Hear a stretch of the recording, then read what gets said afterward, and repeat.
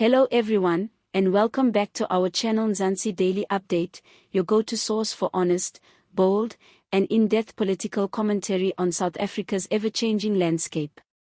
Today, we are unpacking one of the most explosive developments in the government of national unity, a story that could redefine the balance of power in our post-election coalition government. The ANC's National Working Committee, or NWC, has dropped a political bombshell. In a tense and highly charged internal meeting, the ANC's top brass reportedly called for a serious review of its partnership with the Democratic Alliance, with some members going as far as to demand the DA's complete removal from the GNU. The language was strong, emotions were high, and the message was clear. According to insiders, the ANC sees the DA as arrogant, obstructive, and increasingly out of line. Now, let's rewind a bit. After the 2024 national elections led to a hung parliament, the ANC, no longer holding a comfortable majority, was forced to form a coalition-style government of national unity. The GNU brought together several political parties, including the ANC, the DA, and others, in an attempt to stabilize the country and keep governance functional. Initially, this coalition was hailed as a historic effort to bridge South Africa's deep political divides. But that unity seems to be cracking under pressure. Reports from inside the ANC confirm that the NWC meeting this week was unlike any other. Normally split on key decisions, the NWC showed rare unity in their discontent with the DA. One insider said, "There was consensus, the arrogant DA must go." Members were furious about how the DA has handled recent policy discussions and accused it of trying to dominate the GNU agenda. Let's talk about some of those contentious issues. First, the debate around social grants. The ANC has been pushing for increased social support to assist South Africa's poorest households, especially in the wake of economic stagnation, rising unemployment, and the cost of living crisis. But the DA, true to its fiscal conservatism, has been resisting increases, arguing that the state cannot afford more social spending without compromising the budget. Then there's the proposed VAT hike, a topic that sparked outrage across the country. The ANC has been cautious about raising VAT due to its impact on the poor, while the DA reportedly backed the idea as a way to stabilize the budget.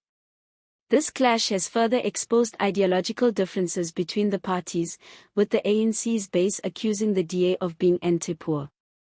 Another area of major conflict: transformation policies in state-owned entities.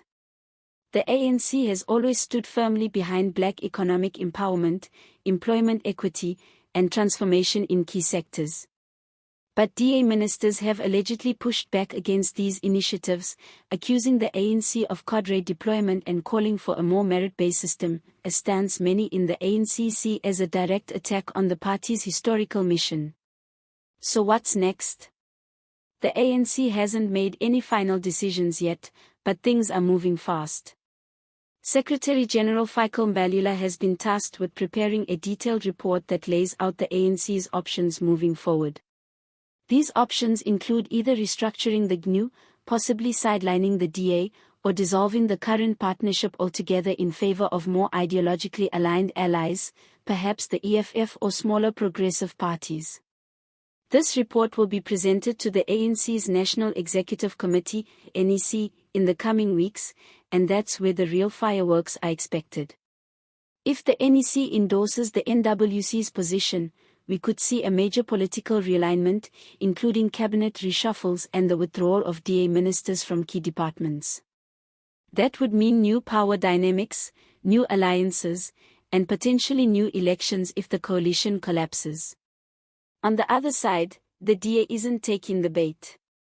DA spokesperson Solly Malotsi refused to comment on the ANC's internal squabbles but made it clear that the DA remains committed to accountable, transparent governance based on the Constitution and the rule of law. He also made a pointed remark, saying the DA won't be intimidated by what he called political theatrics. But let's be honest, behind the political posturing, there are real stakes here. If the GNU collapses, South Africa could face an even more fragile political landscape, with coalition governments in constant flux and no party able to drive long-term policy. This uncertainty could affect everything, from the economy to social services, to international relations. And here's the sensitive part. Some in the ANC believe the DA's presence in the GNU was always a mistake, that it legitimized a party whose historical roots and economic policies contradict the ANC's liberation agenda. Others argue that without the DA, the GNU lacks credibility in the eyes of the business community and international investors. It's a delicate balance, and the ANC is being forced to choose between its political identity and pragmatic governance. One thing is clear, the dream of a united South African government is being tested like never before. And as voters, we must ask ourselves, what kind of leadership do we want? Do we want a government that reflects ideological compromise, or one that stays true to its principles, even if that means political instability? Let us know what you think.